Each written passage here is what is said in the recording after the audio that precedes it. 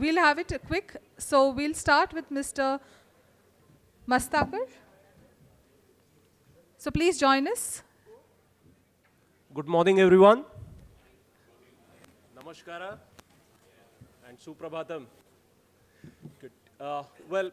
First of all, it's indeed my great privilege to be here, seated along with the esteemed panelists on my left side and the individuals who are actually inspiring professionals like us and also the new generation of entrepreneurs who are thinking of becoming SMEs and becoming big daddies in the industries and so on. Yeah, so indeed, it's a great privilege. And well, I mean, first of all of you actually deserve a big round of applause because you are actually the cradle of innovation and, let's say, the new things that we are seeing in the Indian economy day in and day out. Yeah. So the topic for today, which has been given to me, is about the financial controls for SMEs. And if I think about this, I work for a big company, which is the Hitachi Group, and for the bigger companies, I mean, it's actually quite affordable to have not only the financial controls, but also the internal controls that we indulge into on a daily basis, right? Now, when I look at things like financial controls for the SMEs, now there could be many reasons why the financial controls could be important for all of you. Because, like I said, I mean, you are the cradle of innovation for the Indian economy. And if I look at the number of SMEs that we have in this country, it runs into many lakhs, right? And of course, the Chamber of Commerce would actually have detailed statistics about this. Now, when you look at the journey of a small and medium enterprise, we do come across statistics which says that, hey, I mean, some of the SMEs are actually falling off the cliff, but there are many of them who actually go on to become bigger companies at a much later stage. And there are many examples that we do come across. So there are certain things that these companies end up doing right from the day one with, let's say, the right kind of mindset, as well as their or the entrepreneur's zeal for actually taking the company and thinking of taking it to the next level of maturity that they would like to achieve. Now, if I look at the journey, right, and if I then have to focus on the financial controls, why do we always say that financial controls are important? Not just for the SMEs, but also for some of the bigger companies that we talk about, right? Now, these are certain simple things that I would like to talk about rather than dwelling into too many financial jargons, right? The prevention of frauds and errors and how, using the technology, you can help the people who work with you to kind of prevent mistakes and also deter your employees from doing any kind of frauds. The other very important thing is also about financial accuracy and transparency, because when we look at the individuals like you, I'm pretty confident that all of you would like to take your company at some point of time to an IPO, right? So what is more important for you? To have financial accuracy and also establish enough transparency. It could be a proprietary firm, it could be a partnership firms, and so on. And when we look at the financial accuracy and transparency, you actually end up generating tons and tons of data. And in today's world, data is the new oil, as we all say. Yeah? So generating reliable data on which all of you can actually do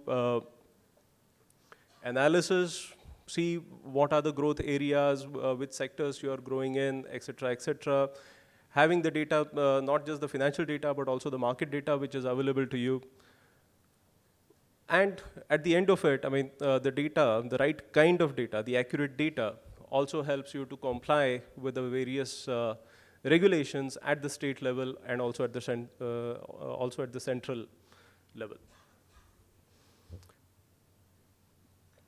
Just moving a little ahead, also talking about growth and stability.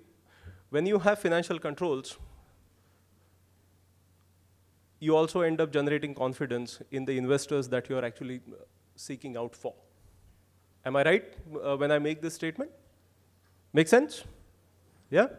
Well, I happen to be the first speaker, right? So I don't want to kind of bore you guys to death with too many jargons out here. Yeah? And when we look at the financial controls, it also helps in enhancing the operational efficiencies in your small little firm which you want to take big. Yeah? And then risk mitigation. I mean, we all learned through the last 2 to 3 years of the COVID pandemic, which we all had to embrace. So if you have rock solid financial controls, which helps you in conserving cash, enhancing your profitability, it also helps you to take key decisions on how do we mitigate the risks. And last but not the least, I mean, for big companies and also for the smaller companies, at the end of the day, whether it's the CEO of a company or a founder of a company, you always like to have peace of mind. So if you have rock solid financial controls, you'll also have peace of mind, but that will also help your employees to be motivated and inspired, because as the SME or the founder, the entrepreneur, you are actually role modeling and you're telling your people to actually do the right things when you have financial controls. Now, moving a little ahead then, the financial controls and also the internal controls are actually quite cohesive in nature, and it actually helps any company to have a long-term success. Yeah? So one thing goes wrong, it has a domino effect on all other things that you're trying to do right. One very important thing that at least I follow personally is to look at the segregation of duties, whether we have maker-checker concept established in your firms. Also looking at the financial reporting and controls, we just touched upon on that. With the way the Indian economy is growing and with the way the digitalization of how do we handle cash is actually helping all of you. In fact, all of us. I mean, we hardly carry any cash with us these days. It's all there on the phone, right? So whether we have procedures on handling cash or the digital cash to look at. How are we managing inventory? How are we installing the controls on managing the inventory? Simple things. We all know the RFID concept was introduced many years back. Barcodes came many decades back. Do we have those things in our firms that help you manage or control your inventory? Right? Also looking at things like expense approvals, monitoring, and so on. And last but not the least, the IT security and the access controls. Does everyone have access to data? Are we having those controls in place? I mean, who gets access to what kind of data and so on? Yeah? Now, India also happens to be a place where we have quite a lot of buzzing professionals who would like to make a mark. Then can we take help of let's say the fresh cost accountants or the chartered accountants which are getting generated for the industry to help you beef up your internal audit processes? Small things, but are we spending time as entrepreneurs to conduct internal audits for your small little firms? Are we also thinking of putting in some kind of trainings for your employees to talk a bit about your ethics, your values and principles, and also touching sensitive things like the integrity of the employees? That also helps in let's say, boosting the employee morals and so on. And lastly, how do we go about managing the vendors and the contracts? Yeah. I know there are other speakers who are waiting in the wings. I saw the agenda. It's actually quite nicely done. That will give you some more details into what I just touched upon today. I know it is at a little high level, but some more details will follow as the session progresses. I'm available till about the lunchtime in case any of you have any questions, and happy to engage with all of you with this. Thanks everyone, and have a wonderful summit, SME summit today. Thank you. Thank you, sir. It was a pleasure hearing from you. Now I request Mr. Mahesh, the Zonal Manager of Tata AIA Life Insurance Corporation Limited, to kindly join us. And the topic would be Life Insurance Solutions for MSMEs. Well, good afternoon, ladies and gentlemen. It's a privilege to represent Tata AIA and this great forum. Today I would be taking you through business insurance, the role of business insurance in SME. Yeah. Well, as India scripts a growth story and SME playing a vital role in this, so a risk management tool is very much necessary for a healthy business growth. Where Tata AIA has got a Urja plan wherein we help SMEs to protect their business insurance part, where talking about Tata Group, I mean, everything is available on the net and everyone knows about the Tata Group. It's a 150 years old company. So I'll take you through Tata AIA. Tata AIA till now have protected 77 lakh families. With the asset under management till now is 81,000 plus crores. And we have a claim settlement ratio of 99.01%. And we have a spread of 400 plus branches, which are spread all over major cities.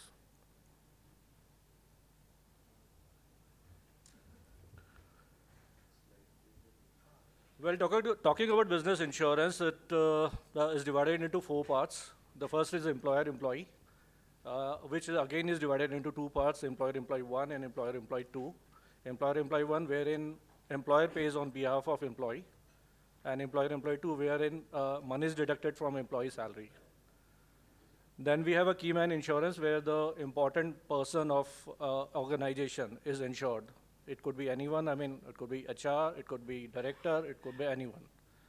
Then we have a partnership insurance, where both the partners are covered and risk is managed in the eventuality of any one partner leaving. And MWPA, that is Married Women Property Act. So I'll take you in detail when I go forward. Well, talking about employer-employee, it's a very good employee retention tool, because if you want to retain the good talent which is available in your organization, employer-employee plays a pivotal role. And while retaining an employee, you also save taxes. So it's a good tax-efficient manner. I mean, wherein employees retained and even the tax is saved. Where employee benefits, wherein if you're giving dividends or ESOPs, it is given in the form of employer-employee. You save tax also, and there is a lot of corpus available, amount available to run the business. And tax planning is because under section 37(1), whatever amount is spent over here comes under the head of perquisite, that is, it comes under expenses. So organizations save taxes in this. Now who can buy this? All the private limited companies, public limited companies, trust, partnership firms, sole proprietorships, cooperative banks, societies, and limited liability partnership. So all these can purchase this with certain required documents, to which I'm not explaining here. Okay, we can talk one-on-one for that. Then partnership insurance. It conserves the capital in case of eventuality of one of the partner or any of the partner, multiple partners, right? Because it helps to avoid the setbacks in day-to-day functioning. Because if one of the partner is lost, it's a loss to the organization and a loss in the corpus itself, because if that partner was important one, that would deteriorate the functioning. But having with the partnership insurance, you can save this. The personal stakes of this partners can remain intact, both the one, I mean the deceased one, even the existing partner. And it gives confidence to creditors, employees, and vendors. Because if the business is moving smoothly, right, so it creates a confidence among all this. I mean, the proceeds from the eventuality of one of the partner can be used to pay the partnership interest or business interest of legal hires, using the proceeds from partnership insurance. Then, as I mentioned earlier, keyman insurance is the insurance wherein any key person which has got an important role to play in organization is insured, right? Under this plan, I mean, both disability and even the eventuality of the key person is covered up. And funds paid out of through this working capital, I mean, will help to make the working capital cost and also hire a equally talented guy. So here is an example, I mean, how the tax is saved. So as everyone knows that corporate tax rate is 25%, with cess it goes to 25.17. And the directors generally, I mean, who are on the higher salary bracket, the highest slab with 30%, with surcharge and cess it goes to 35.88%. So given one example, suppose a director of a company decides that he wants to pay 1 CR as a dividend to himself, right? If we go this way, there are higher tax liabilities. So one of the person from a financial advisor advised him go with the employer-employee insurance scheme, right? Now this director being an employee of a company, he is eligible for employee-employee insurance. So we decided to analyze this. If he's going the earlier way, if he's going through a dividend way, he has to pay a corporate tax. For 1 CR, it would be 25 lakh rupees. And individual tax would be 35.88. Whereas if he's going with employer-employee, entire corporate tax is saved. That is 25.17 is saved. That entire saving can be utilized for further business growth as a business capital. Now, to run this business insurance part, we have a special program called Urja, wherein we have expert chartered accountants because tax implications are there. So we have a team of chartered accountants. And then we have a separate desk for improved documentation and process. And we have a dedicated underwriting team for business insurance cases. And plus we have got a medical management team, a team of doctors, because since the sum assured would be on the higher side, insurance cover would be on the higher side, so medicals would be required in this. And we have a digital tools to expedite the process. Right. So that's it.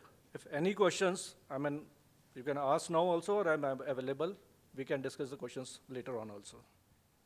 Yeah, I just want to understand, is there any age limit for the Keyman's insurance? No, there's no age limit, only 18 and above. Now I would request Mr. Sanjay Almelkar, Associate Vice President, Sales and Marketing, to join us. So he is going to talk about JSW Steel, reinforcing growth for SMEs. So he is the Associate Vice President, Sales and Marketing, JSW Steel. Namaskara, Bengaluru. I think we all deserve a round of clap because where we stand today, the growth rate that India is standing, I think all of you have contributed. A big round of applause.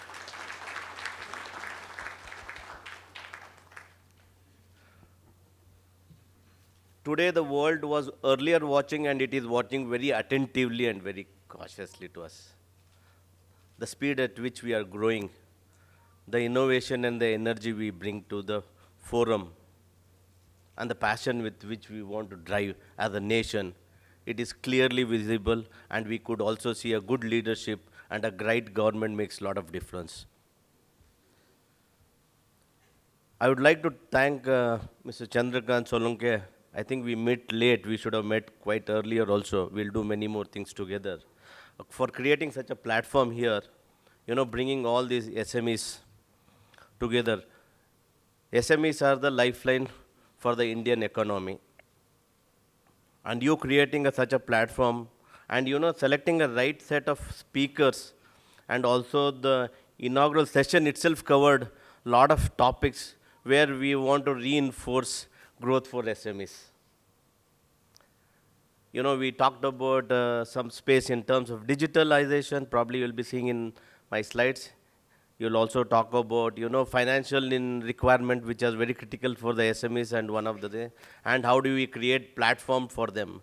Today, SMEs are only looking at the Indian markets.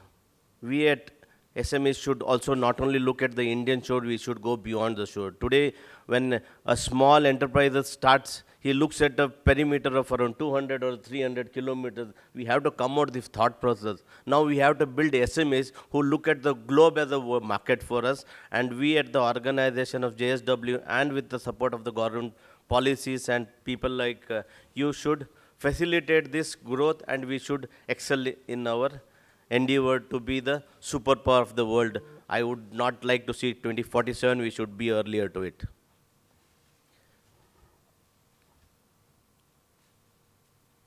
Welcome to the land of Karnataka, which hosts the largest single location integrated steel plant, Vijayanagar, Ballari. It is around 18 million ton per annum.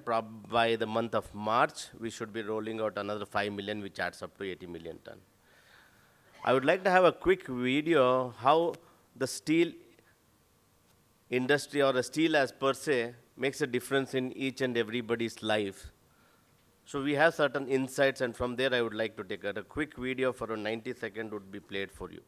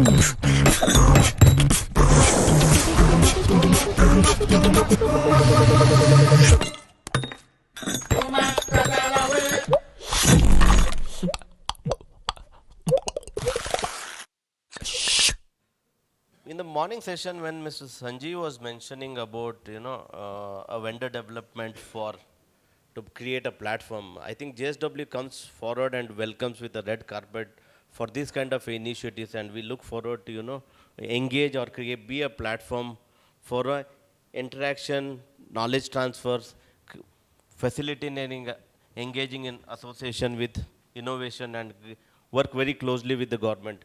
With this forum, I would like to request the policy makers here and also the facilitators like Chandrakant's organization, which has taken initiative, to look forward and bring more collaborative working together. I will quickly cover up a slide or two about the challenges what the SMEs are facing, and a quick landscape of the activities in India. I think a total of 40% of total exports happens through SMEs, and we contribute to 45% of the industrial output. And it generates close to around 62 million employment so far. Probably it has gone up by 80 million or 110 million right now. SME sector also has emerged as the key factor to urbanize rural India. We were talking in the today's session, everybody is talking about, still we focus on more on the major metros. Time has really come to, we start moving to tier 2 and tier 3 cities.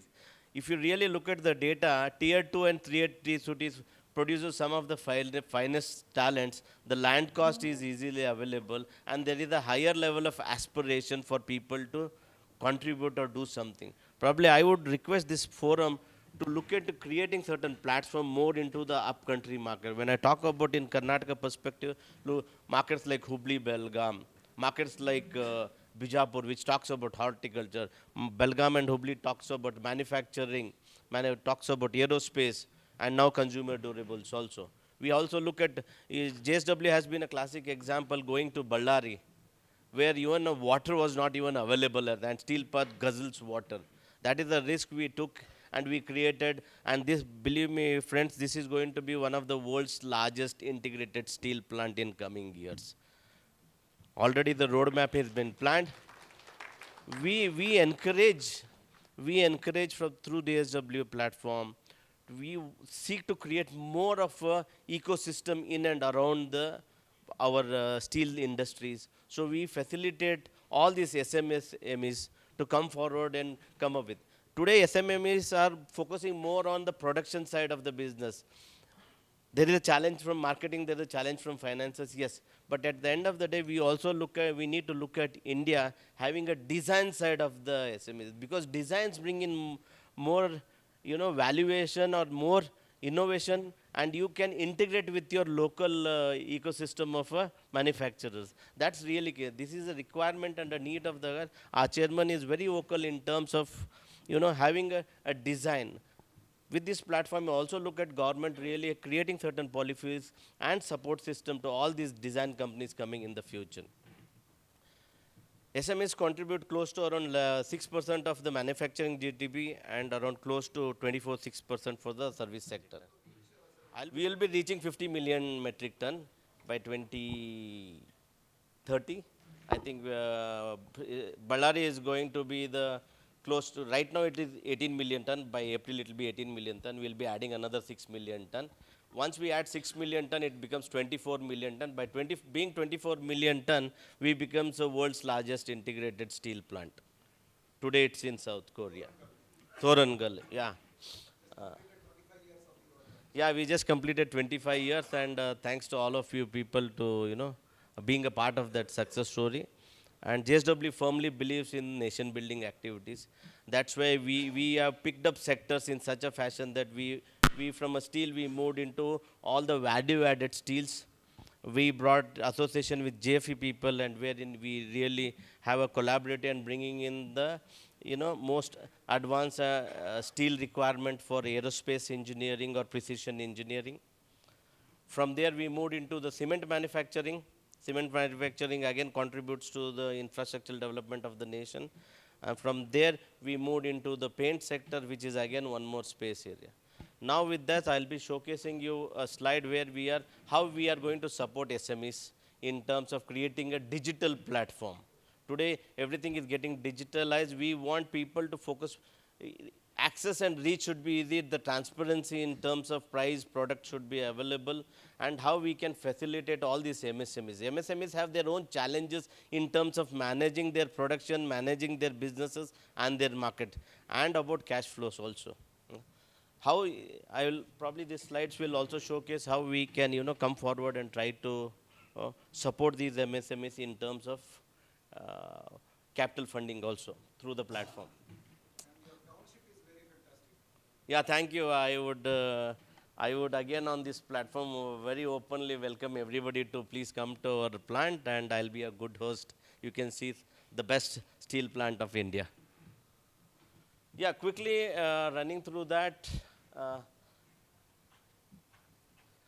Some of the technological challenges. Can you go back?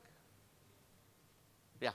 Some of the challenges what we find from a MSME perspective is that one is the technology adoption, which is always a challenge. There are hindrances in terms of investment, in terms of adaptability or a keenness to accept that.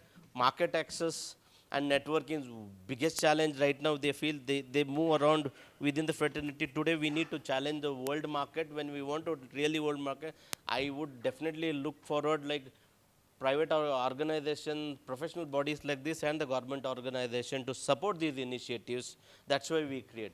JSW at its own capacity has been creating some kind of a platform for us.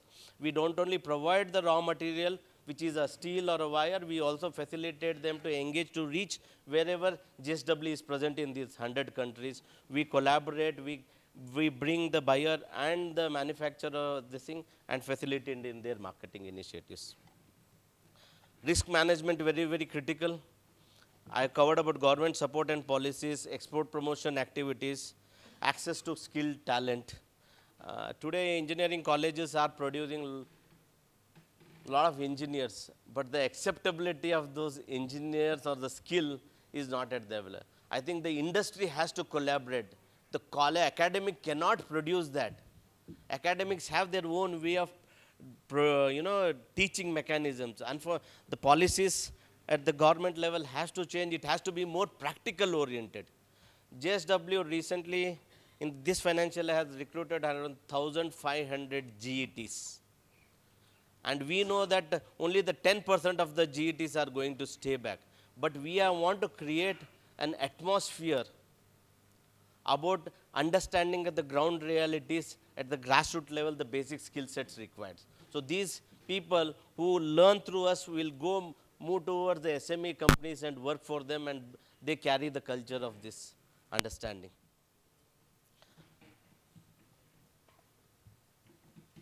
Now I would like to introduce a digital platform called JSW One MSME, very specifically designed for the MSME sectors. It is a one-stop digital marketplace. We give special incentive to SMEs who are registered with JSME One platform. Can we have the next slide, please? This helps in bringing in the efficiency to your business. Our mission is very clear to ensure the transparency, ease of engagement, and the price parity in the thing. So I will have a quick small video about what is MSME so that you can have some understanding on that. As an MSME steel business owner, you have a lot on your shoulder. You need to know your clients' needs, corresponding steel requirements, supplier selection, material availability and pricing, your financing, your transportation, and the list goes on. The more you want to grow, the more you need to know. Now, you have an easier way to grow your steel business. JSW One MSME, a one-stop online marketplace especially designed for your business. It gives you access to trusted suppliers who can service your desired location. Every registered supplier is verified. Every product sold is quality checked. The pricing is transparent. JSW One offers affordable financing options from trusted banks at competitive rates. Not just that, we assist you at every step with a seamless and paperless digital process. Once you've bought your product, you can monitor its journey from your supplier to you. JSW One MSME. We will take a lot off your shoulder.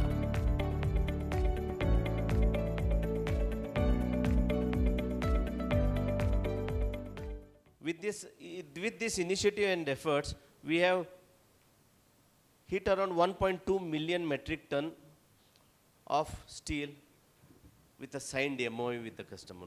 Around close to 300 customers have already achieved their MOU, and we look forward for the next financial year close to around 750 MSME people onboarding for this financial year, and we are looking at around 2 million metric ton of steel being used through them.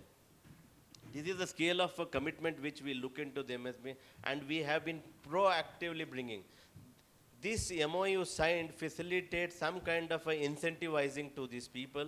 Okay, we encourage these people. I would like to give one success story about a company where JSW and a company called pipe and a tube manufacturer called APL Apollo. If you really today look at APL Apollo, it is not a SME, it's not a medium size, it's a large company now. He started with 1,000 metric ton buying capacity when we evolved.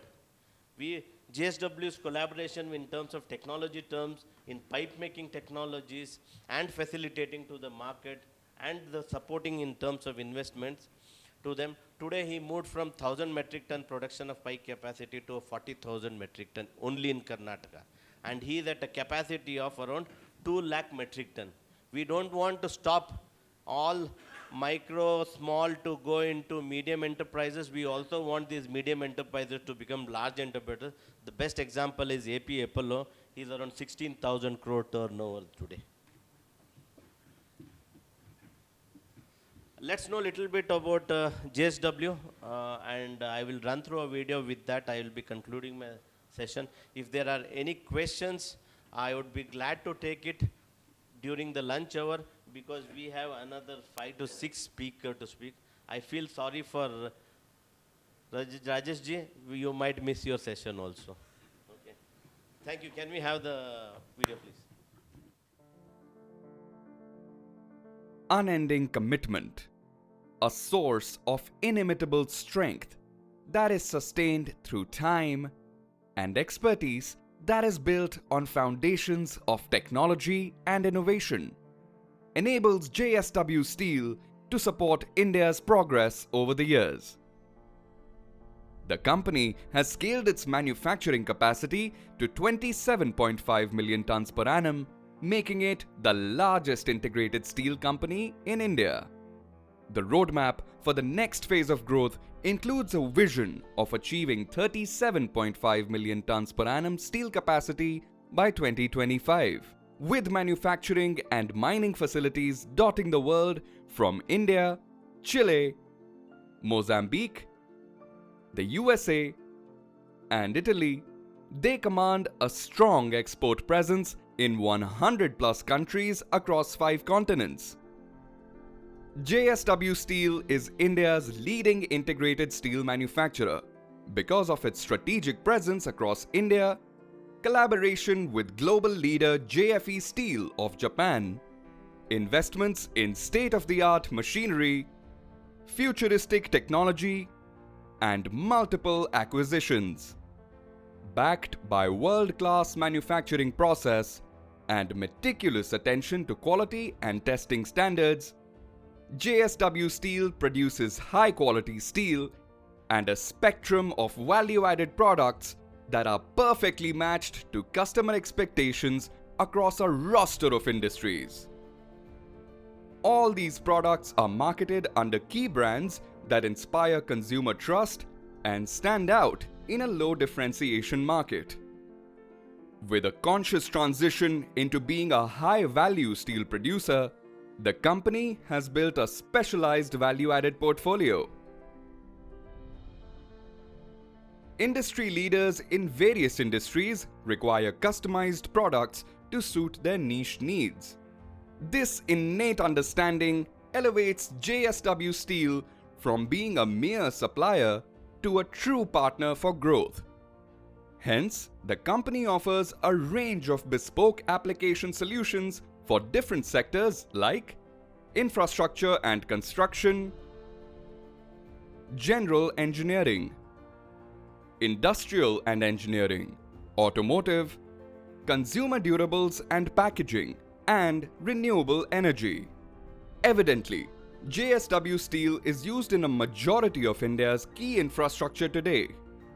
It is a matter of great pride for the company that they are playing such a pivotal role as a nation builder.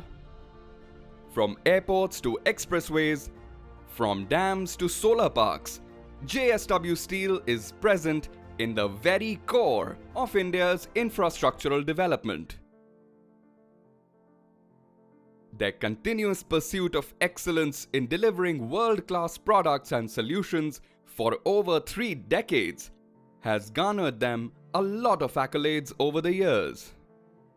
While these rewards and recognition fuel JSW Steel's ambitions to outperform themselves,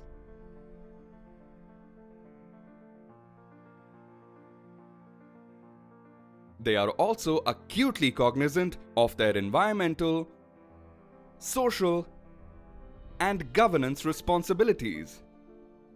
When it comes to sustainability, the company's aim is to produce superior quality products while keeping the environment and society's health in mind. To promote circularity in our operations, and to foster growth and betterment of the communities. And this aim is transformed into reality by taking concrete actions across the entire value chain, from mining to manufacturing to products. With a strong conviction to bring about holistic, comprehensive development of the communities that the company operates in, they have undertaken several initiatives. The Roof to Dream project is an outstanding example of such an effort in the space of education. The company has collaborated with the school authorities and local communities to reinforce the school buildings so that the students always have a conducive environment to study, grow, and chase their dreams. When the COVID-19 pandemic had the country in its grips, JSW Steel actively participated in providing relief wherever possible. From arranging for COVID tests to organizing vaccination drives, they dove headfirst into aiding and supporting government-level relief work.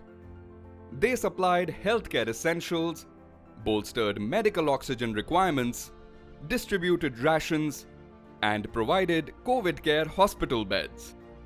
With its international standards production quality, superior product range, its commitment to sustainability practices and environment, JSW Steel is dedicated towards building a better India and is fast becoming a global Indian beacon in the world of steel manufacturing.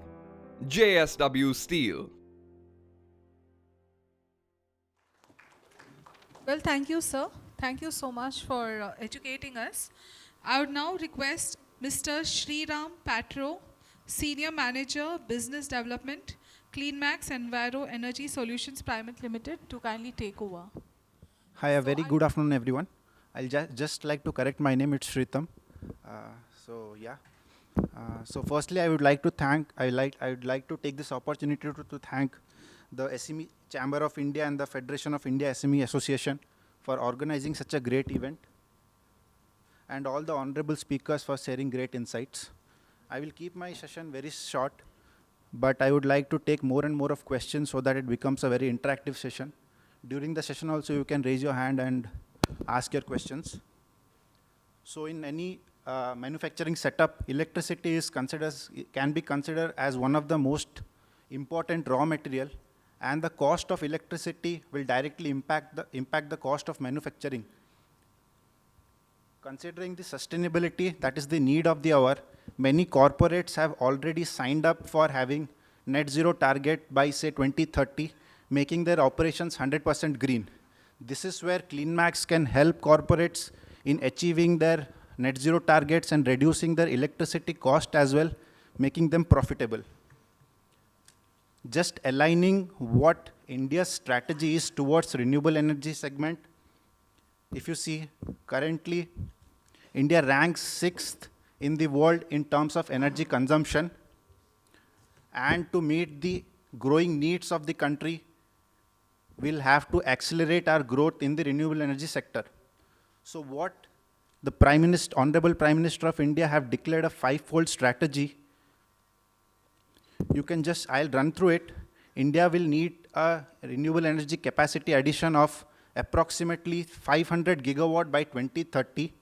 This will meet 50% of India's energy consumption by 2030.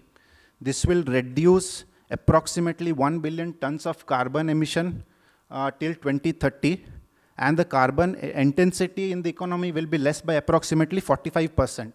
So our overall strategy of achieving net zero would be in the year 2070. So if we see in the last decade and what our projection would be towards 2030, we stand at a solar installed capacity of approximately 74 gigawatt and a wind installed capacity of approximately 44 gigawatt, which is approximately, if you see, in the last 8.5, 9 years, we have installed our non-fossil fuel capacity installation by approximately 400%, which is one of the highest in the global ratings. And if you see year-on-year growth of renewable energy addition also has been approximately 10%, which is very good. Now just, I'll give a quick this thing about CleanMax. CleanMax is Asia's largest renewable energy segment, renewable energy player in the CNI segment. CNI is commercial and industrial clients. We have approximately 1.6 gigawatt of installed capacity across the globe, mostly in India, Dubai and Middle East regions. If you see, these installations have come across 1,000 plus installation, 350 plus clients. CleanMax is backed by Brookfield, which is one of the largest renewable investment company. So this could be the roadmap of any corporates with CleanMax to become entirely net zero by whatever target they achieve by 2025, 2030, or even 2024 at the earliest. We can help corporates to make their operations entirely net zero. So this is a tailor-made, customized solution. If you see, the physical procurement of power would be through on-site or off-site solar power, wind power. On-site would be, we would be using the roof space in your own premises to install solar rooftop capacity basis on the regulatory of the any state, regulations of any state set out by the regulatory commission. This could cater approximately 15 to 20% of your energy needs and directly reduce your energy cost by almost 20-25%.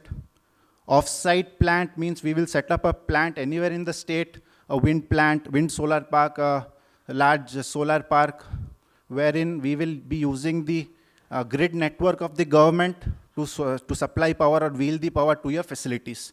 This could cater almost 70 to 80% of your energy needs and would reduce your energy cost by, say, 40% as well. In Karnataka, you could save around 35 to 40% as well. So by a combination of on-site plus off-site, you see, for any corporates, we can offset approximately 85 to 90% of your direct energy needs. That's where, if you see, again, the second segment would be to reach 100% RE or 100% net zero. There is a combination of virtual power purchase agreement which we can do, and procurement of IREC, International Renewable Energy Certificates. What is virtual power purchase agreement? Basically, if you see, we would be using the state grid network or the ISTS network and set up sign a long-term PPA, for example, and set up a large solar park or wind park and sell the physical power to a third-party customer in the open market, and the green attributes of it can be procured by the corporates to make their facilities green. This has been already done by companies like Meta, which is Facebook, to make their Indian operations 100% green through CleanMax. And also we have signed up a JV with Apple to make their operations green by solar rooftop procurement. We also help corporates in carbon financing. This is a long-term project wherein, say, we do a 10 years contract, kind of a joint investment from CleanMax and corporates to reduce carbon emission from the economy. This can be done through improved cookstove projects, which we do in, say, states like Maharashtra in rural villages. We tie up with NGOs, supply cookstove projects so that carbon emission from this wood-fired cookstove projects is directly reduced. We also do some sort of mangrove for afforestation, wherein over a period of 5 to 7 years, you can get the benefits of the carbon reduction. And this can be claimed by the corporates. So as I rightly mentioned, physical power, virtual power purchase agreement, and with procurement of few international renewable energy certificates, any corporate can aim to become net zero by a stipulated time frame. I mean, as set internally.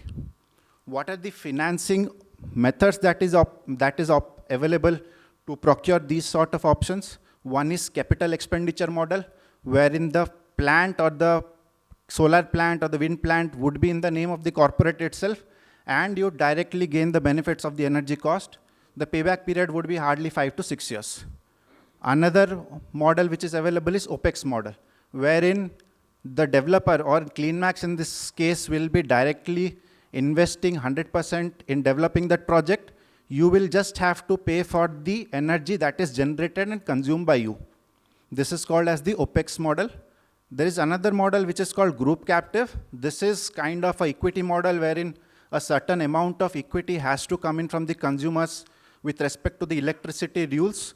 just to get some sort of exemptions in terms of overhead charges.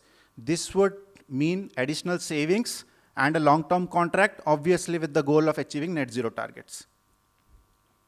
Any questions till now? Any doubts, any questions? Yes, sir, please.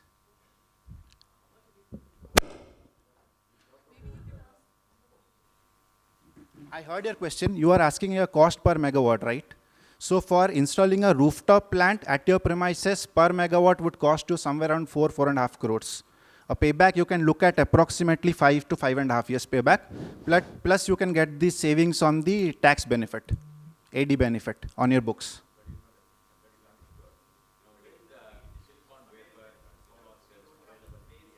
One. Yes. Correct. Cell. Then you are, so of course, EPC contractors like you are many in India. NRPAC also is there. I think when somebody is going to lecture. Absolutely. I've been watching this industry for 40 years. There is no solar wafer in India. Somebody talked about semiconductors. You are in solar, but that is the economy. I mean, we have to have a root now instead of looking at the fruit. That is my vision. Who is coming back? JSW interested in Diamond Versa, the steel company. They can create crystal growth. Therefore, there are some companies ready to do that. Reliance and Adani are one way about. They are not industry. They are industry, okay, but they are not looking at the social. Of course, coming to the SMEs can contribute a lot. Having a model line, building machines. I need support from big industries like JSW and others in this sector. I would like to advise them, if possible, in my capacity, because I am the first man to grow the silicon ingot in Hosur, Bengaluru, Hosur near Bengaluru, 40 years before. Therefore, today, nobody is manufacturing silicon wafers. This is my opinion. So, sir, gave a great advice to all the SMEs. So we can take experience from him and then put up manufacturing facility, as you rightly mentioned. Can I address your question on solar wafers, which you just mentioned? I would like to. I would be very glad to inform you that Reliance has gone way ahead, and their polysilicon plant will be up and running probably by October 2024, latest by December 2024, which would account for close to about 50% of the 5 gigawatts which he has started for startups, which the full 5 gigawatts will be ready possibly by April 2025.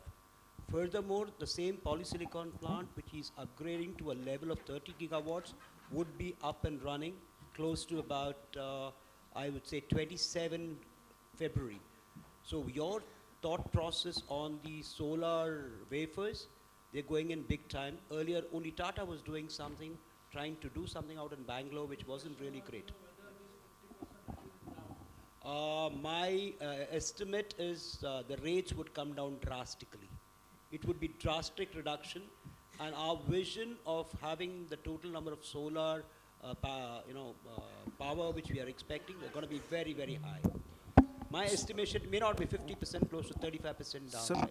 basically, if you see, we are talking in terms of module cost, right? Module cost, as much as you manufacture in the country, it will be almost at par to a imported module cost from a China or a Vietnam.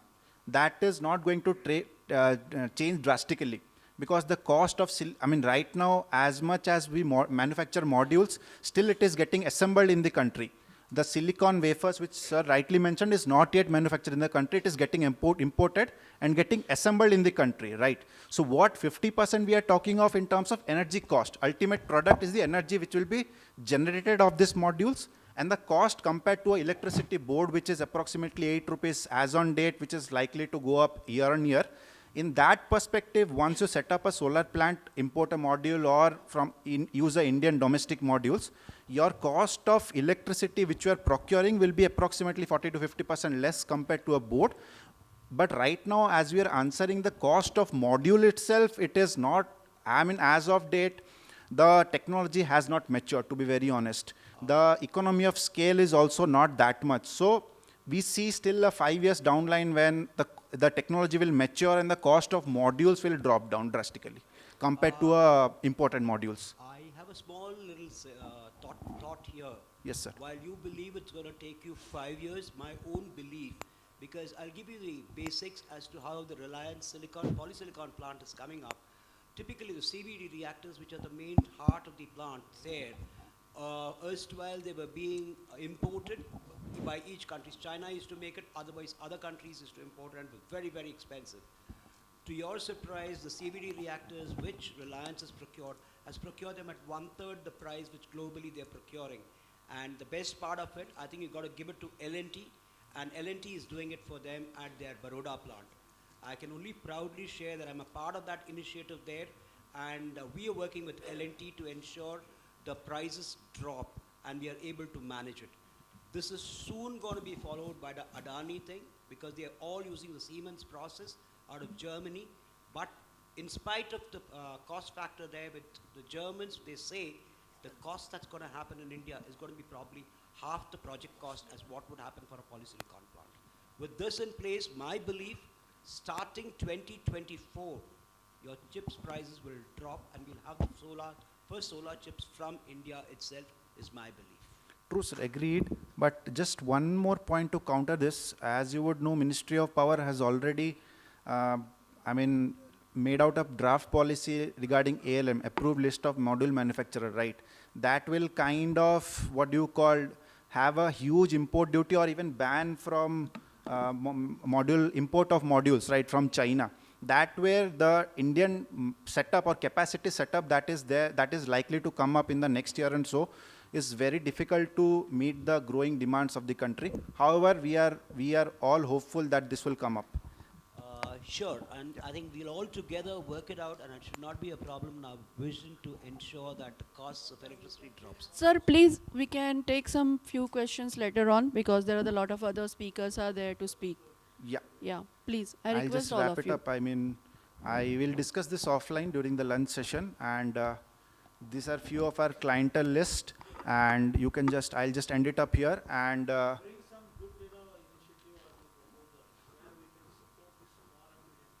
absolutely. Rooftop is the ideal case just to start off, because they would have roof space. Either RCC or metal roof. Therein, if you can start off with a 200 kilowatt, 100 kilowatt itself, that itself will reduce energy cost by say 25% from day one of your manufacturing. So by this, I'll just like to end up my session. Thank you, and we'll just catch up offline after this. Yeah, definitely. Thank you so much. Thank you, sir. Give him a great round of applause, ladies and gentlemen. I think he has answered a lot of questions too. You can meet him, during the lunch to ask more questions. I'm sure you have more. So I would now request Mr. Bhuvan Ranjan, General Manager, Business Head, South Zone, Tally Solutions Private Limited, to kindly take over. And he would be educating us on the benefits of business automation, which is very important in business nowadays. Hello, friends. Hello. So, firstly, I would like to say that Tally's vision is very much aligned with many things that Mr. Chandrakant has said and our fellow esteemed speakers are saying. How to make MSME, in the MSME, micro to small and small to medium, and then handhold the medium to become a large corporation. So that's what our vision is. With the changing trend, how we connect with SME businesses, there is digital medium now, online communication, but at Tally we still believe that our Indian culture is that the best relationships are built over a cup of tea. So as we speak, we are meeting every day 1 lakh MSME businesses every day through our partner network who have feet on street, where they go to these MSMEs, their offices, their businesses, and give them a demonstration how to automate. And through our tele-consulting team, through again of our partners who talk to another 80,000 MSMEs on a daily basis, telling them how they can do a lot of innovation and automation in their businesses. So with that, myself, Bhuvan Ranjan, I take care of the South India business at Tally. I would like to quickly take you through how we give a demonstration to customers, right? SMEs, and show them the path, how they can reach the next mid-size or the large corporate, right? So many things are getting digitized. I think these are already spoken of. The way we commute, Uber now, nobody calls for a cab by calling, right? It's Uber, right? The way we send goods, everyone now, e-way bill is a common norm. There are thousands of logistics companies. You just book through an app, porter, so many things. FASTag, well, I love it. I have seen the transition. I used to travel a lot across India in my car because we cater to MSMEs. And while traveling, there were lines, kilometers of lines in front of toll. And I've seen that evolution happen. So I'm one of the very grateful things of this innovation. And of course, our GST, right? That has been something, a kind of a real game changer. And every day some innovation is happening in that. And the financial payment, the UPI, our own UPI, now countries like France and other companies are asking for this technology. So things are getting automated. And the way in which customers take these services from us, that is SMEs, are also changing, evolving. So one question which comes, what is the difference between a business operation of a SME versus a large corporate, right? And this is a question that we often discuss with the SMEs when we talk in forums like this or one-to-one over a cup of tea. So the difference that we have seen is the processes that these large corporates have, right? How they are a multi-operation, they are running multiple operations. There is a team for finance, there is a team for commercials, there is a team for MIS reporting, there is a team for marketing, sales team is different, logistics team is different. But for an SME, it is a one-man show mostly, right? It's a one-man show, one person takes all the decision. And while there is a big team working with large corporates, still the SMEs are sustaining, right? So what is the strength? The strength is the flexibility of the SME to take faster decisions, right? While my customer is standing in front of my shop asking, sir, I want this paint. The SME will not say, the SME business owner will not say, okay, let me do the entry in my book of accounts, then I will give you a bill. He will pick up, he will go to the store, walk to the store, and or the truck which is standing outside, pick up that paint box and give it to the customer and say, thank you, sir. I can also home deliver the next product to your home, right? So that's the relationship and the flexibility and the speed that SME has is the strength of SMEs we feel, right? But times are changing, right? And if the speed and flexibility need to match with the innovation and changing trends, the SMEs need to also change. And these are our other speakers also talk about innovation and many more, the changes that SMEs have to bring in. So let's me quickly talk about what we feel from Tally side that is a typical innovation a SME can have, right? One thing that we feel is very important for a SME is having a proper reporting mechanism where they can make decisions faster and informed. They cannot hire a team of MIS making people, right? MBA graduates coming, having business dashboards, business intelligence, doing those analysis. It is not possible. So how they can adopt a good reporting engine so that they can make decisions faster is the innovation we feel and automation SME needs very, very critically nowadays. The non-core work, we believe that SMEs should not go and focus on the non-core work. There are a lot of non-core work. For example, if I am into trading business, why should I worry about e-way bill creation? Or why should I put 2-3 people in e-way bill? Why should I worry about what is my input tax I have to claim? Input tax is 18%. If there is a mismatch, I could actually run into negative business as a SME, right? My margins are thin. I am rotating my stocks, right? So why to focus on non-core business? All the non-core businesses should be automated, right? And finally, a lot of things can be done manually, right? Why should I have to send an invoice to a customer by every time doing a handwritten signature? It could be automated, right? It's a manual work. So these are 3 things we believe that SMEs need to adopt to kind of maintain their sustainability with the larger corporates and as a result also grow.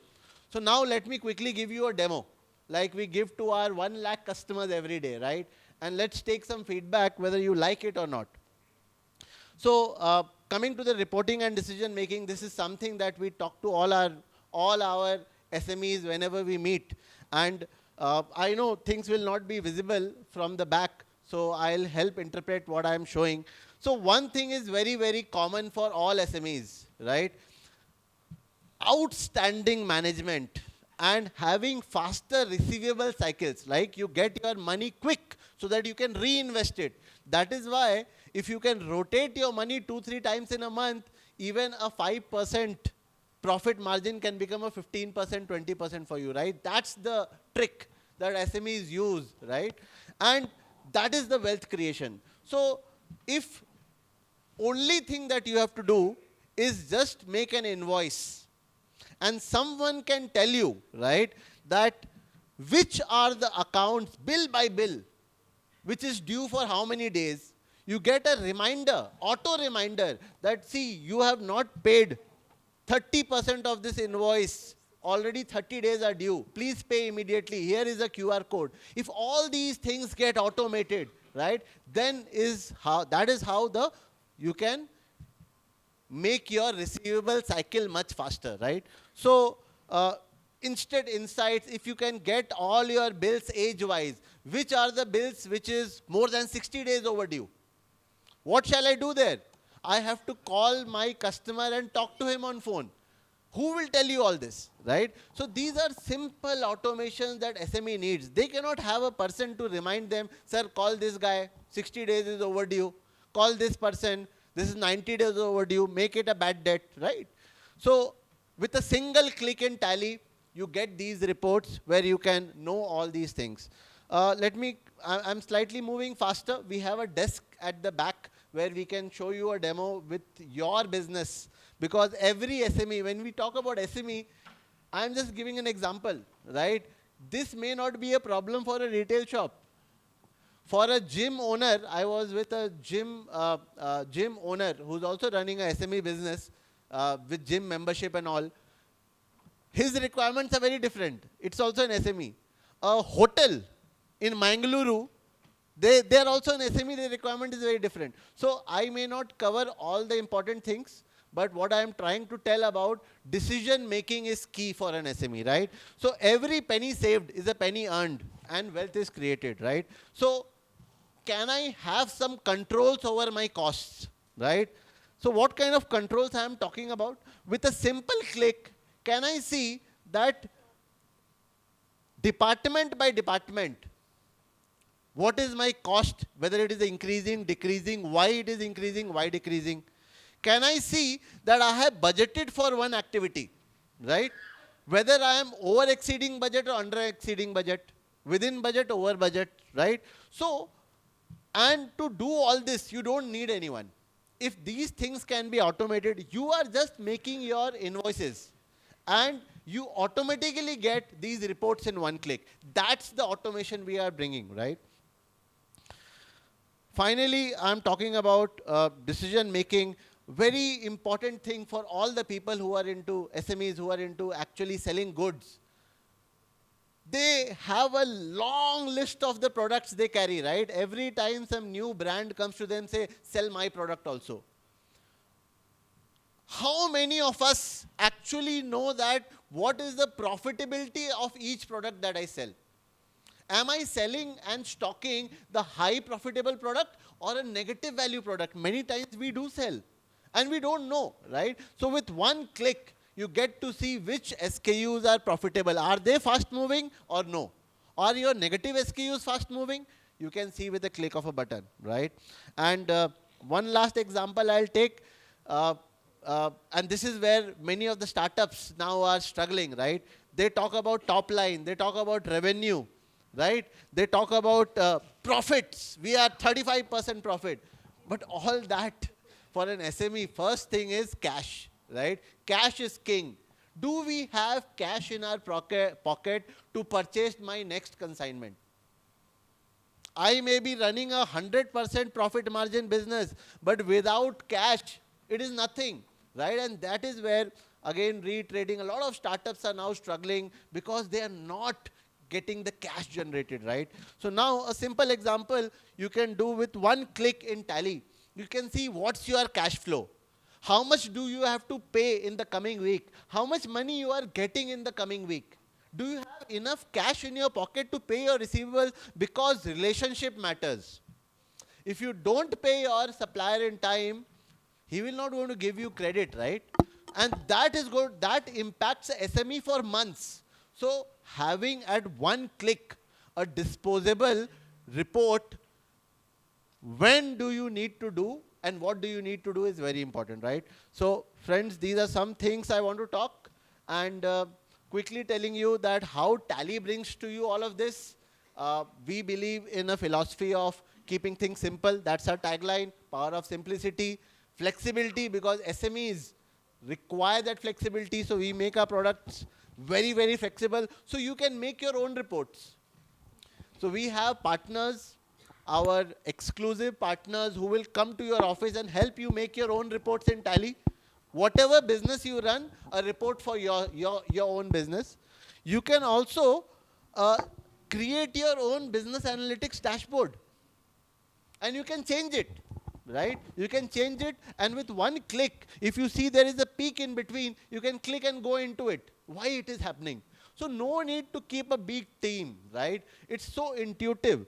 And finally, many of you nowadays are traveling, right? For business purposes, going and meeting clients, suppliers. So you can check all of that on your mobile. And finally, we have a lot of customers were giving us feedback that it's Tally has become too big for us to manage. We need accountants to do it. So now you have like a Google go-to engine, search engine. Anything you want to search, just type it. It will automatically, like Google, take you to that report or wherever you want. So these are some things that the philosophy of Tally is helping, is getting designed for how SMEs operate, right? Some of the compliance automations, GST, with one click you get to know how much claim you can take from government, and have you claimed everything or not? Have you done a lesser claim or a longer claim? Oh, time up? Okay, just give me half a minute. Thanks, miss. E-invoice, e-way bill, paperless with one click. So I have some videos, but I have hidden it in between when I saw that video was not working. So while you are making an invoice, one click, you get your e-way bill number and e-invoice number. Audit log, audit trail, edit log. All the private limited companies, it's a mandate, right? It's already there. And some of the quick automations that you can also do, digital signature, no click is even required. You have to just say, please put my digital signature. You can access your Tally from anywhere. Any part of the world you are traveling, you can access on cloud. You can collect your money digitally through QR codes, payment and receipts, both you can do. Banking and reconciliation, it's a hassle. How many of the SMEs struggle actually to know how much money you have already received? Your supplier or vendor or somebody would have paid you. Do you know that how much they would have made part payment? Do you know? You can get all that reconciliation done. And finally, you can also convert your Tally into a billing POS system. Manufacturing and payroll is in depth, right? How you can set up your manufacturing. And finally, we have also come up with a digital communication to help you stay in touch with your customer, both over WhatsApp as well as email, right? This is the offer we have for the summit for all the MSMEs here. So we offer a 7-day free trial for you, and we have come up with a monthly thing so that you can try for 1 month, 2 months, 3 months.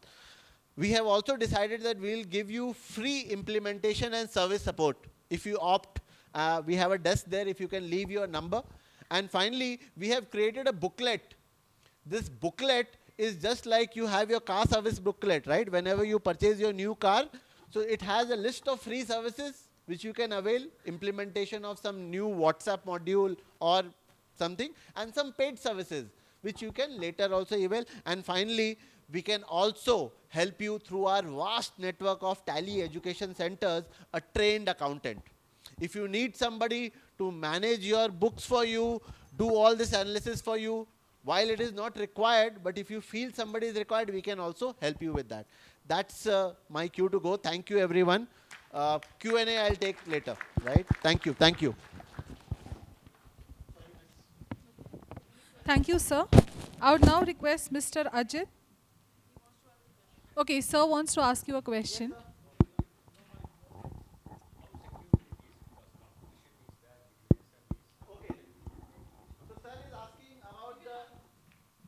Sir is asking about how secure it is.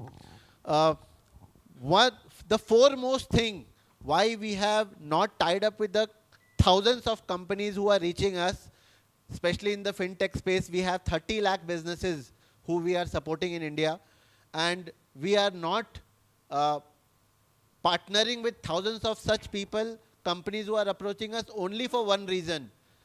Our philosophy of the company has been, sir, that your business, your data, for your eyes only. And that is why we don't have any our cloud.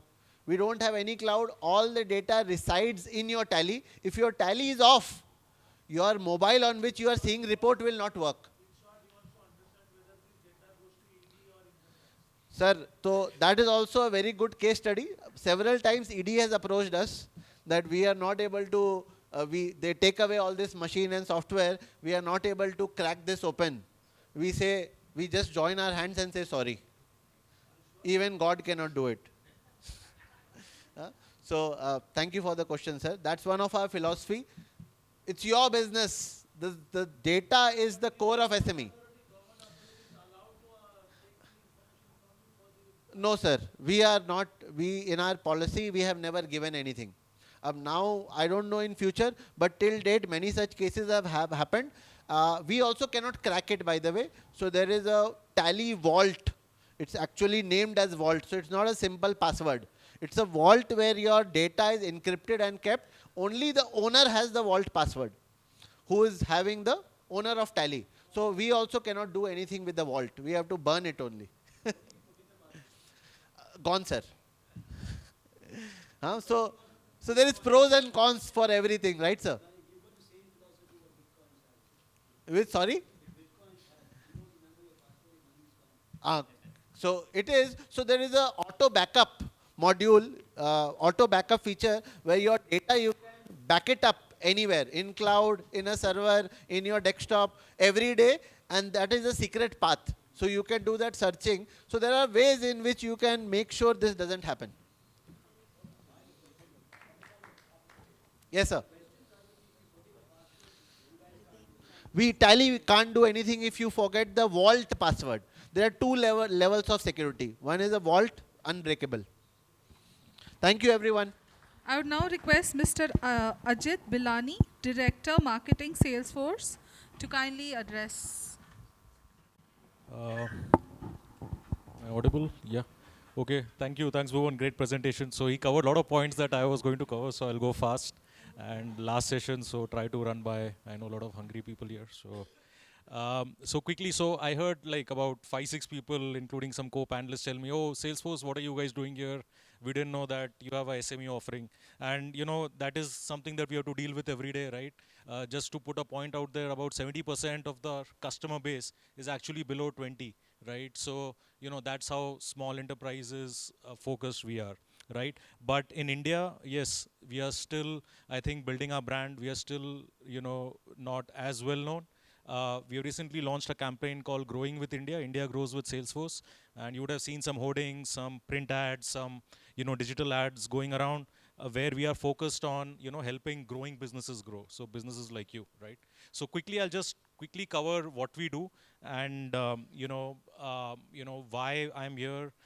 And how Salesforce can help you grow, right? The number one, I think, focus area for all of you as founders, directors of the company is to grow your business. And that's where Salesforce comes in, right?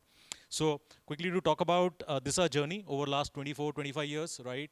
Salesforce is now, this year, in fact, 2023, we crossed 10,000 people in India. So India is now the number 2 location in terms of employee base for Salesforce after US, right? Over the years, a lot of innovations, a lot of companies have been acquired, a lot of products have been built. Everyone is talking about AI, chat GPT, all of that. Salesforce launched Einstein AI, you know, almost 10 years back. And today AI is integrated within all our products, right? Whether it's marketing, sales, service, commerce, right? Everything. So going to talk a little bit about that. And even some products which you may not be aware of the Salesforce group, like Slack, which many of small businesses use, right? A great, cheaper alternative to some of the other competitors that are out there. So we focus a lot, on enterprise products, but all of these products are now available for small, medium enterprises as well. So we are the, some quick accolades leader in philanthropy. We are a company that focuses a lot on sustainability, right? We have something called as the 111 policy, and you can Google it. We have salesforce.org, where you'll find this, where we have this 1% pledge that we have a lot of companies that have participated, a lot of global organizations, plus small, medium enterprises who are part of that pledge now. So what is 111? We all devote 1% of our time as employees towards philanthropic activities, right? Volunteering activities. We devote 1% of our profits towards philanthropy. And we devote 1% of our technology. So, all the technology that we make, right, in terms of value, 1% of that goes to these NGOs and a lot of such organizations absolutely free of cost, right? For startups, we have something called as a startup program that we have launched, where we help you with free licenses, right? Obviously, if you qualify for the program, we help you be part of the ecosystem. We also invest, right? So Salesforce Ventures is also invests money in a lot of startups as well, right? So we have all of those activities happening, right? And these are some of our core values, right? So trust, I think Bhuvan and some of you spoke about, right? So security is a very important feature. Salesforce holds a lot of confidential information, and being a cloud product, I think everyone has security concerns. Happy to share that, we have never had something that, normally we don't, or I don't like to brag about. We have not had a security incident, but, these are things which are so dynamic these days, right? And the biggest of the companies, you see security breaches happening. Customer success is a core value where we care about you as a customer, and we care about your customers as well. So, our customers are also important. So we are very careful about the experience that we want to give, right, through our products. Innovation is again a core value. So all the products, extremely innovative. They are built to scale. They are built to support your business.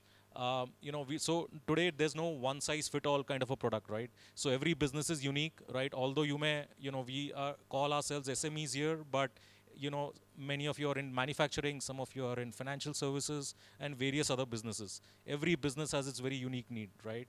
And Salesforce being a company that actually builds products for each business. So if you go to our website or look at some of our material, we have like cloud products for manufacturing, cloud product for banking, and retail, CPG, and so on, right? Equality, sustainability, of course, right? We are a equal, we support people from all diversities, right? All of that, great value and sustainability I spoke about. So what is Customer 360? That's like our number one, we are of course the number one CRM platform company in the world. We offer everything from sales, marketing, service, commerce, right? I won't go deep into this. If you want to know more about a product, you can meet us. We have a booth right at the back, right? And some of our experts are available to speak to you. But as a platform, this is one platform that meets all your needs. So, and it connects with your various systems. Salesforce offers the highest integrations in any company out there. We connect with Tally, for example, and I think all the other companies that are present here. So you have integrations, right? You can, whatever software you're using, whatever technology you're using, you'll find a Salesforce integration available for that, right? But today, what's happening? So buyer expectations are changing, right? We see, personalized communication is the need of the hour. People are more digital. What happened during pandemic is, all the organizations, all the companies, all the businesses that were still working in a brick and mortar offline mode suddenly became digital.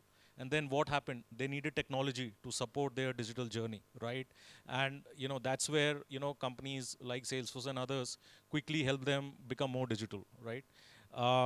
AI is now a big keyword, right? Everybody wants to know how AI can help. Like I said, we got into this 10 years back, and today all our products have AI built in, right? So you don't have to pay extra for it. It comes as part of your license, right? And there are a lot of things you can do with AI. Bhuvan spoke about some of them, like automations and things like that, right? So a lot of the your manual activities, things that, you as an individual, your salesperson spends time on, can totally be automated, right? customers are present on multiple channels, right? Today you're talking to them on phone, you're talking to them via emails, you're WhatsApping them, you're SMSing them, right? You're talking to them on various channels. What are the conversations happening? Do you have a common view of all of these conversations, right? So Salesforce can help you collect all of that into one single system, right? And like I said, it's more complex now, limited visibility into what's happening. Maybe you're talking to multiple customers. What is your pipeline? What is your projection? Do you know how many deals you're going to close? Built-in AI tells you, forecasts for you, right? Helps you with a lot of pipeline data and a lot of information that can help you, right?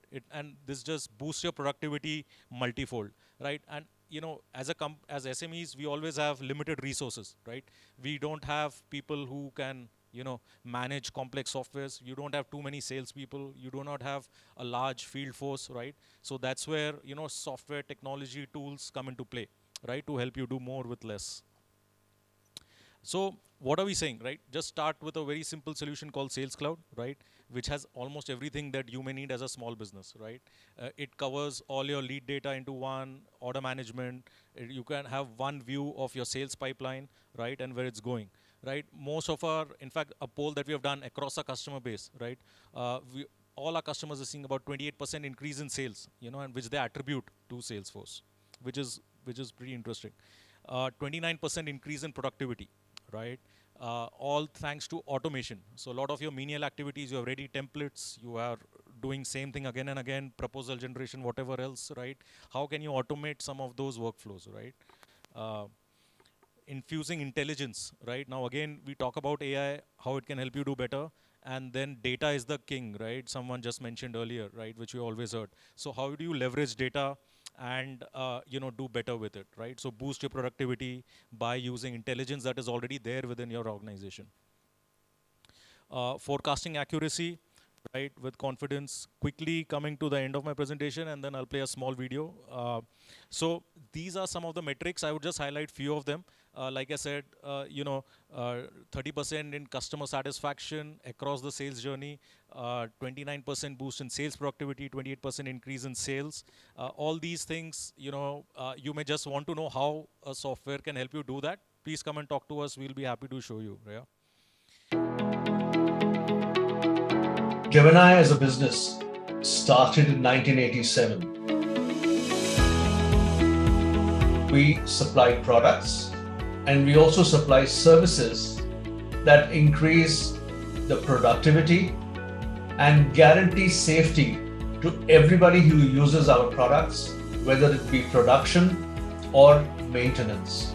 Our customers are all the commodities, that is any industry which is producing power, steel, cement, or any other commodity, and any factory which processes this from mined product to finished product. Gemini has a product or a solution for them.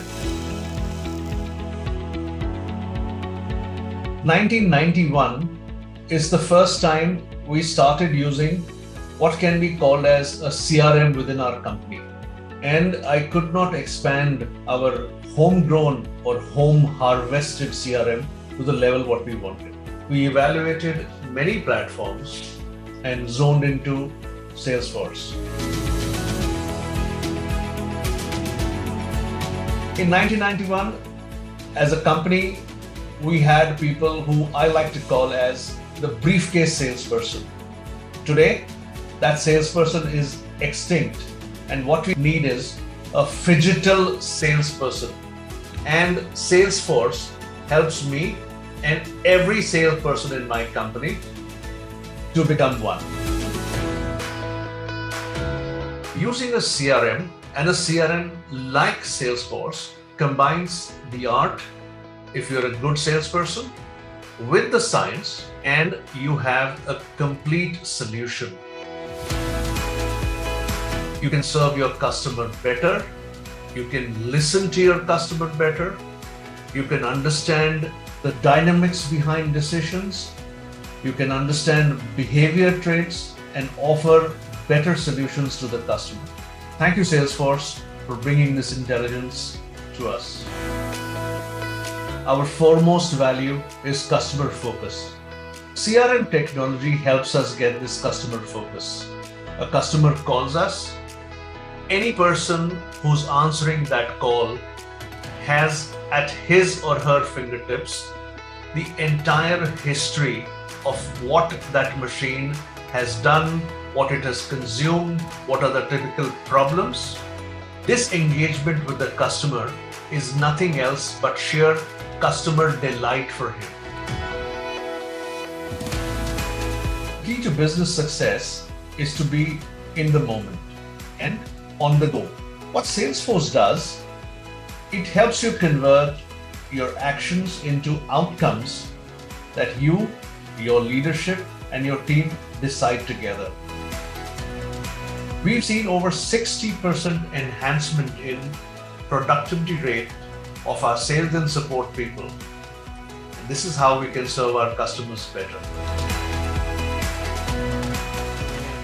With that, I would like to close. And any questions? Happy to take your questions now or even in the break.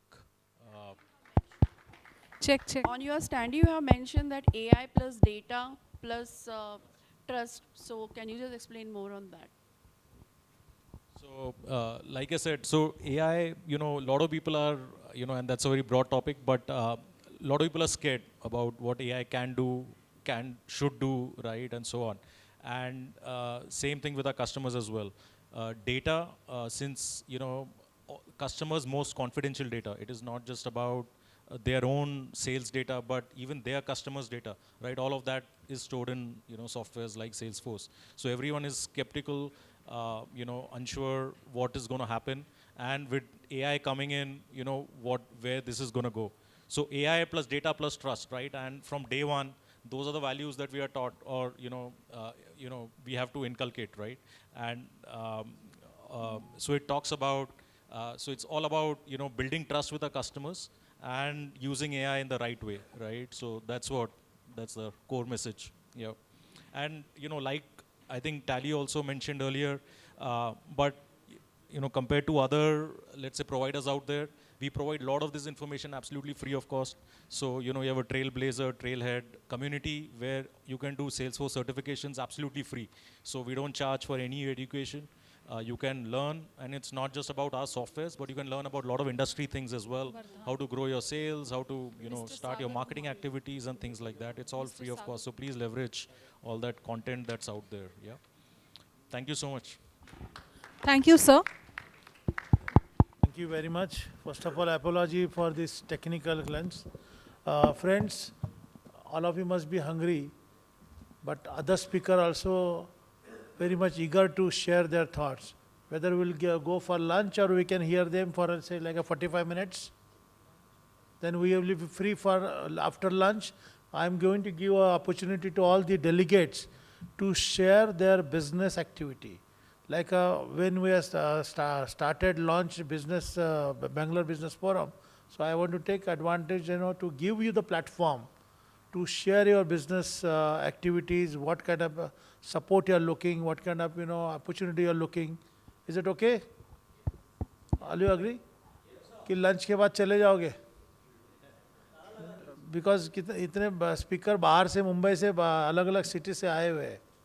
So we will continue speakers, and then we will have a lunch. Then we can have a business this forum activity.